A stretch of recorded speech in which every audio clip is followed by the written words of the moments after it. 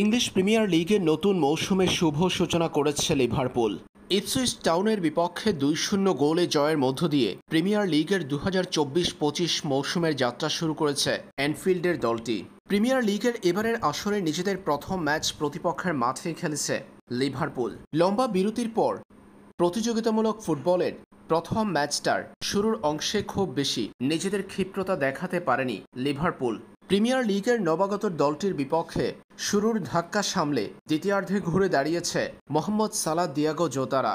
পুরো ম্যাচের ৬২% বল দখলে রেখে প্রতিপক্ষের জালে ১৮ শট নিয়েছে লিভারপুল, যার ৫টিই ছিল লক্ষ্য বরাবর। ম্যাচে প্রথমার্ধে গোলের দেখা না পেলেও দ্বিতীয়ার্ধের শুরুর অংশে ৬০তম মিনিটে দিয়েগো জোতার গোলে এগিয়ে যায় লিভারপুল, যেখানে অ্যাসিস্ট করেছেন মোহাম্মদ সালাহ। এরপর ম্যাচের ৬৫তম মিনিটে সালাহর দ্বিতীয় গোল। ৫ মিনিটের ব্যবধানে ইপসুইচ টাউনের বিপক্ষে জয় তুলে নিয়েছে লিভারপুল। এ সময় ২ গোলের দেখা পেয়েছে তারা। প্রিমিয়ার লিগের নতুন মৌসুমটা দারুণভাবে শুরু করেছে লিভারপুল।